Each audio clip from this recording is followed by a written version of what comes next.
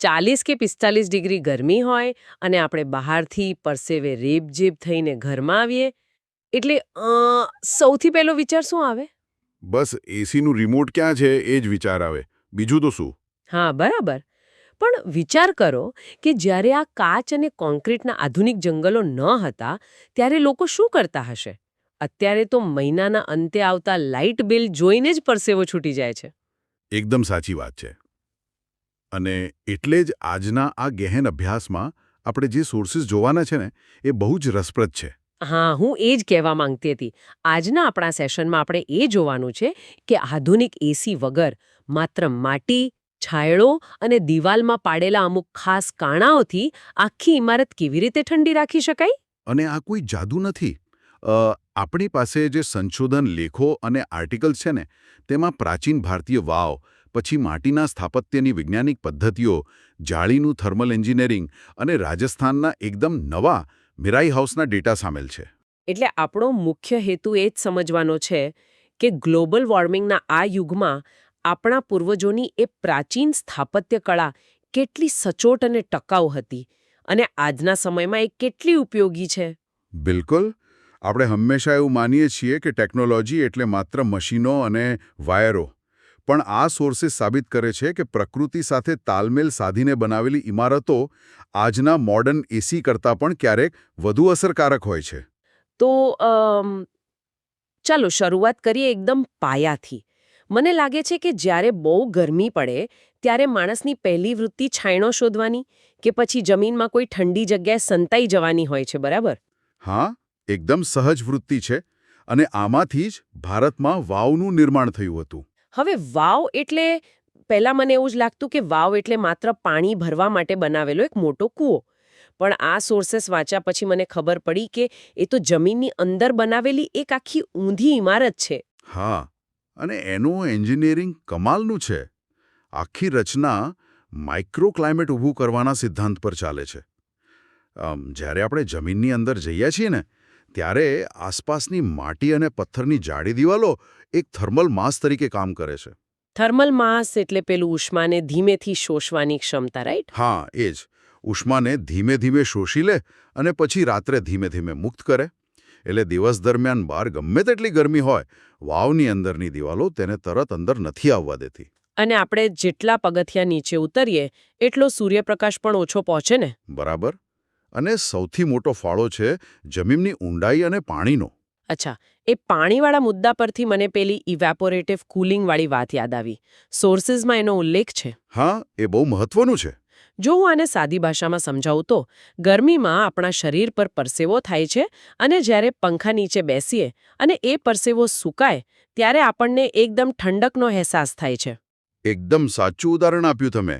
વાવના તળિયે રહેલા પાણીનું જ્યારે બાષ્પીભવન થાય એટલે કે તે વરાળ બને ત્યારે તે આસપાસની હવામાંથી ગરમી ખેંચી લે છે. ઓહ! એટલે ઠંડી પડેલી હવા પછી ધીમે ધીમે વાવના ઉપરના માળ સુધી ફેલાય છે એમ ને? બિલકુલ.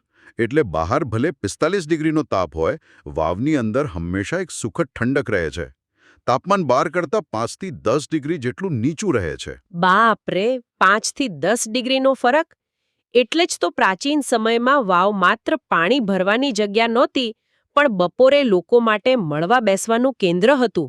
હા, થર્મલ માસ, છાંયડો અને બાષ્પીભવન આ ત્રણેયનું મિશ્રણ વાવને એક નેચરલ એર કન્ડિશનર બનાવી દેતું હતું.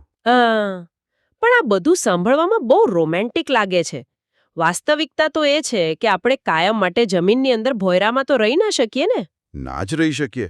આપણે તો જમીનની ઉપર જ મકાનો બનાવવા પડે. હા, અને જમીનની ઉપર મકાન બનાવવાની વાત આવે ત્યારે આ સોર્સિસ આપણને માટીના સ્થાપત્ય તરફ લઈ જાય છે.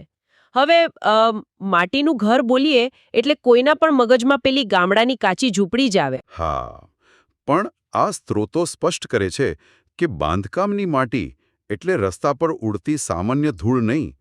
આખું એક વિજ્ઞાન છે એની પાછળ. બાંધકામ માટે સબસોઇલનો ઉપયોગ થાય છે. સબસોઇલ એટલે પેલી જમીનના ઉપરના ફળદ્રુપ સ્તરની નીચે આવેલી માટી. બરાબર. ઉપરના સ્તરમાં પાંદડા, મૂળિયા અને જીવજંતુઓના અવશેષો હોય, જેને આપણે ઓર્ગેનિક પદાર્થો કહીએ. જો એ માટીથી ઘર બનાવો તો સમય જતાં એ પદાર્થો સડી જાય. ઓ એટલે દિવાલમાં પોલાણ થઈ જાય અને એ પડી ભાંગે. હા, એટલે ઊંડેથી માટી કાઢવી પડે અને એમાં પણ એક ચોક્કસ રેશિયો હોય છે. આદર્શ માટીમાં 5 થી 15% માટી એટલે કે ક્લે, 65 થી 75% રેતી અને 20% જેટલો કાંપ એટલે કે સિલ્ટ હોવો જોઈએ. મને તો એ જ નવાઈ લાગતી હતી કે હજારો વર્ષો પહેલા લોકો પાસે આ ટકાવારી માપવા માટે કોઈ લેબ કે મશીનો તો હતા નહીં, તો કડિયાઓને ખબર કેવી રીતે પડતી? એ જ તો પરંપરાગત જ્ઞાનની તાકાત છે. સોર્સિસમાં બહુ મજેદાર ટેસ્ટ્સ આપ્યા છે. લેબની કોઈ જરૂર જ નહીં, જેમ કે સિગાર ટેસ્ટ. હા, પેલું હાથમાં માટી રોલ કરવાનું.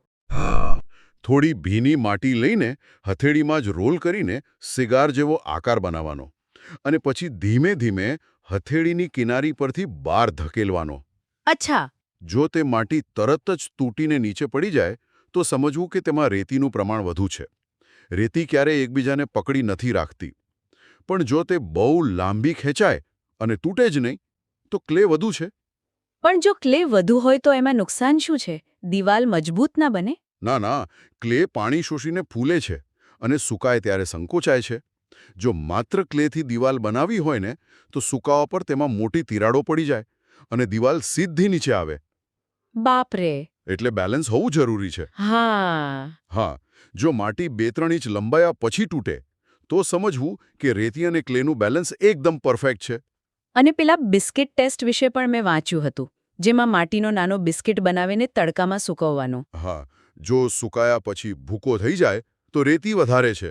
જો સુકાયા પછી તોડવા જઈએ ત્યારે બિસ્કિટની જેમ કટ અવાજ આવે પણ ભૂકો ન થાય તો ક્લે વધુ છે. આ બધું જોઈને તો મને એવું લાગ્યું કે માટીમાં આ બધા પદાર્થોનું સંતુલન જાળવવું એ જાણે કોઈ પરફેક્ટ કેક બનાવવાની રેસીપી છે. હા, એકદમ સાચી વાત. થોડું પણ આઘું પાછું થાય તો આખું માળખું બગડી જાય. હા, પણ મને એક સવાલ એ થતો હતો કે એ જમાનામાં માટીને પકડી રાખવા માટે સિમેન્ટ તો હતું નહીં, તો સોર્સિસ કહે છે કે માટીમાં ગાયનું છાણ, ગોળ અને કુંવારપાઠા એટલે કે એલોવેરાનો રસ નાખતા. હા. હવે આ ગોળ અને એલોવેરા મકાનમાં શું કામ લાગે? અરે એ જ તો નેચરલ સ્ટેબિલાઇઝર્સ છે. જ્યારે માટીમાં ગાયનું છાણ અને ગોળની ચાસણી ઉમેરાય ત્યારે તે માટીને ટેન્સાઇલ સ્ટ્રેન્થ આપે છે. એટલે ખેંચાણ સહન કરવાની શક્તિ. હા, ગોળ અને છાણમાં રહેલા ફાઇબર્સ માટીના કણોને જકડી રાખે છે અને કુંવારપાઠાનો રસ કે નાળિયેરનું તેલ માટીને વોટરપ્રૂફ બનાવે છે. એ પ્રવાહી માટીના છિદ્રોમાં પ્રવેશીને એક એવું પડ બનાવે જે પાણીને અંદર આવવા જ ના દે. શું વાત છે! હા, અને આ જ ટેકનિકથી બનેલું જેરુસલેમનું એક કોબ ઘર 10,000 વર્ષ જૂનું છે અને ચીનની દિવાલનો મોટો હિસ્સો રેમ્ડ અર્થ એટલે કે માટીને કચડીને બનાવાયો છે. આ વિજ્ઞાન તો અદ્ભુત છે, પણ મારા મનમાં એક વ્યવહારિક શંકા છે. જો માટી આટલી જ છિદ્રાળુ હોય તો ભારે વરસાદ પડે ત્યારે આ ઘર ધોવાઈ કેમ નથી જતા? આ બહુ જ વાસ્તવિક પ્રશ્ન છે અને આનો ઉકેલ સ્થાપત્યની ડિઝાઇનમાં છે. પ્રાચીન માટીના મકાનોમાં તમે ક્યારેય સીધી સપાટ છત નહીં જુઓ. અચ્છા, ઢાળવાળી છત હોય છે એમ? હા, અને ત્યાં હંમેશા મોટા ઓવરહેંગ્સ હોય, જેને આપણે દેશી ભાષામાં છાજલી કહીએ. આ છાપરા એ સુનિશ્ચિત કરે કે વરસાદનું પાણી સીધું દિવાલ પર ન પડે, પાણી દિવાલથી દૂર પડે. બરાબર. એટલે સારી છત હોય તો માટીની દિવાલો સદીઓ સુધી ટકી રહે છે અને તેની છિદ્રાળુતાને કારણે તે બહારની ગરમીને અંદર આવતા રોકે છે. એકદમ સાચું. હીટ ઇન્સ્યુલેશનનું કામ કરે છે. ચાલો, માની લીધું કે દિવાલો ગરમી રોકે છે, પણ જો તમે એક બંધ માટીના રૂમમાં બેઠા હોવ તો થોડીવારમાં ગૂંગળામણ થવા લાગે ને? તાજી હવા તો જોઈએ જ, પણ જો બારી ખોલીએ તો સીધી ગરમ લૂ અંદર આવે. હા, આ મોટું ધર્મસંકટ છે અને અહીંથી જ સ્થાપત્યના સૌથી સાયન્ટિફિક હિસ્સાની એન્ટ્રી થાય છે, જાળી. અરે હા, જાળી. મને પહેલા એવું જ લાગતું કે એ માત્ર સુશોભન માટે કે ડિઝાઇન માટે હોય છે. ના, એ માત્ર સુશોભન નથી. એની પાછળ શુદ્ધ ફ્લુઇડ ડાયનામિક્સ અને વેન્ચુરી ઇફેક્ટ કામ કરે છે. બર્નોલી વેન્ચુરી સિદ્ધાંત કહે છે કે જ્યારે કોઈ વાયુ વિશાળ જગ્યામાંથી સાંકડા છિદ્રમાં પ્રવેશે ત્યારે તેનું દબાણ ઘટે અને ગતિ વધી જાય. અને ગતિ વધે એટલે હવા વિસ્તરે અને તેનું તાપમાન ઘટી જાય, રાઈટ? બિલકુલ. આ સમજાવવા માટે મારા મગજમાં એક બહુ સરસ ઉદાહરણ છે. જો તમે તમારું મોં પૂરું પહોળું રાખીને તમારા હાથ પર શ્વાસ છોડશો ને તો તમને હથેળી પર ગરમ હવા લાગશે. હા, લાગે જ ને. પણ જો તમે સીટી વગાડતા હોવ એમ હોઠને ગોળ કરીને એક નાનું કાણું બનાવીને હાથ પર ફૂંક મારશો તો એ જ હવા તમને એકદમ ઠંડી લાગશે. જાળી બરાબર આ જ કામ કરે છે ને? એકદમ સચોટ ઉદાહરણ. જાળી ઇમારત માટે હોઠનું જ કામ કરે છે. પવન નાના કાણાઓમાં પ્રવેશે એટલે આપોઆપ ઠંડો થઈ જાય. પણ મેં વાંચ્યું કે આ જાળીઓ બધે એકસરખી નથી હોતી. આબોહવા પ્રમાણે બદલાય છે. હા, સોર્સેસમાં જયપુરના હવા મહેલ અને આગ્રાના સલીમ ચિશ્તીના મકબરાની જાળીઓની તુલના કરી છે. હા, જયપુર તો ગરમ અને સૂકો પ્રદેશ છે. બરાબર. હવા મહેલમાં 953 જેટલી જાળીઓ છે, પણ તેમાં છિદ્રોનું પ્રમાણ માત્ર 12 થી 35% જેટલું જ છે. બાકી બધો પથ્થર છે. અચ્છા, એટલે કાણા બહુ નાના હોય છે. એનું કારણ એ કે પેલી સૂકી ગરમી અને આકરો તડકો સીધો અંદર ન આવે. હા, એ જ મુખ્ય કારણ છે. નાના કાણા હોવાથી સૂર્યના કિરણો અંદર નથી આવતા, છતાં હવાની ગતિ એટલી વધી જાય છે કે અંદર એકદમ સુખદ પવન આવે અને પ્રકાશ પણ આંખોને આંજી દે એવો નથી હોતો. પણ આગ્રાના કિસ્સામાં તો આખું ગણિત ઊંધું થઈ જાય છે. આગ્રા ગરમ છે, પણ ત્યાં યમુના નદીના કારણે ભેજવાળું વાતાવરણ છે. હા, અને ત્યાં સલીમ ચિશ્તીના મકબરામાં જાળીઓમાં છિદ્રોનું પ્રમાણ 65% થી 75% જેટલું મોટું છે. આટલા મોટા કાણા કેમ? કારણ કે ભેજવાળા વાતાવરણમાં હવામાં પહેલેથી જ પાણી હોય. માણસનો પરસેવો જલ્દી સુકાય નહીં. એને સૂકવવા માટે હવાની ગતિ કરતાં હવાના વધુ વોલ્યુમની જરૂર પડે. ઓહો, એટલે મોટા છિદ્રો હોય તો વધુ હવા અંદર આવી શકે અને રૂમમાં હવાનો પ્રવાહ ફરતો રહે. બરાબર. જો નાના કાણા રાખ્યા હોત તો લોકોને બફારો થાત. પણ જો છિદ્રો આટલા મોટા હોય તો આગ્રાનો સખત તડકો પણ અંદર આવે ને? ત્યાં જ તો આર્કિટેક્ટ્સની માસ્ટરી છે. તડકાને રોકવા માટે તેમણે જાળીની બહારની તરફ છાજલીઓ આપી છે, જે સીધા કિરણોને રોકી લે અને મોટા છિદ્રો માત્ર હવાને અંદર આવવા દે. આહા, શું ડિઝાઇન છે! પણ મને થતું હતું કે જાળીઓમાં જે ફૂલપત્તીની કે ભૌમિતિક ડિઝાઇનો હોય છે એનું પણ કોઈ કામ છે કે માત્ર સુંદરતા જ? જે ડિઝાઇને નક્કી કરે છે કે હવાને રૂમમાં કઈ દિશામાં વાળવી. કેટલીક ભૌમિતિક ડિઝાઇનો સૂર્યના ત્રાંસા કિરણોને રોકવા માટે ખાસ એંગલથી કોતરવામાં આવે છે, એટલે એ પ્રકાશને ફિલ્ટર કરે છે. ખરેખર કળા અને વિજ્ઞાનનો સંગમ છે આ તો. હા.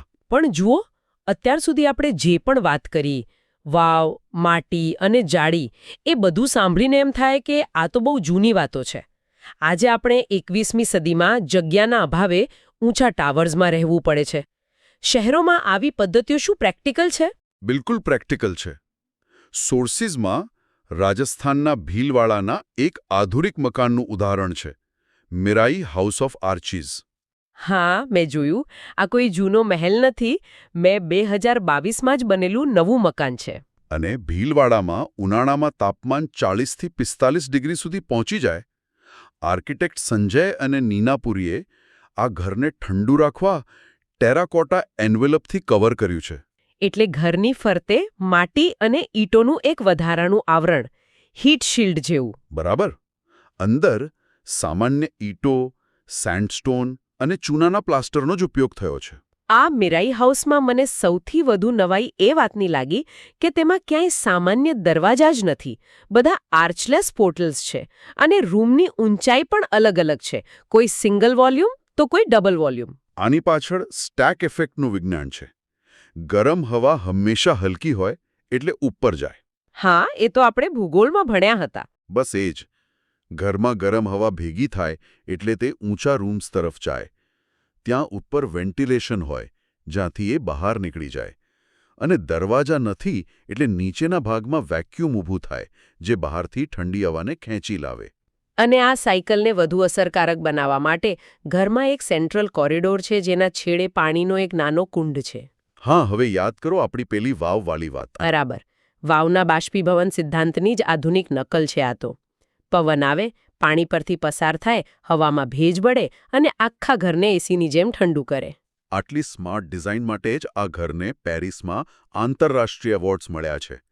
લોકો એવું માને કે સસ્ટેનેબલ મકાન એટલે આધુનિક સુવિધા વગરનો, પણ આ તો કોઈ અલ્ટ્રા મોડર્ન મહેલ જેવું દેખાય છે. એકદમ સાચી વાત.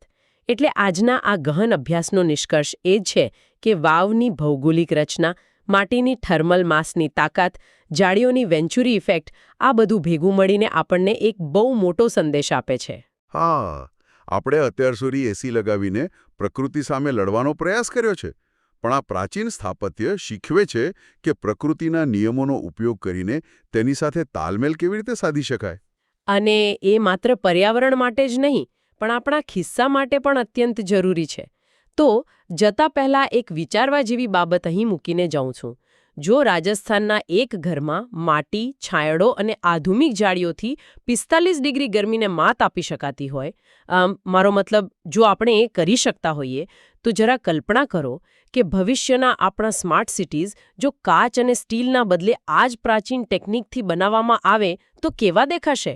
શું આપણે ભવિષ્યના શહેરોને ઉકળતા લાવા બનકા બચાવવા માટે ફરી એકવાર ભૂતકાળના આ માટી અને પવનના સ્થાપત્ય તરફ વળવું પડશે?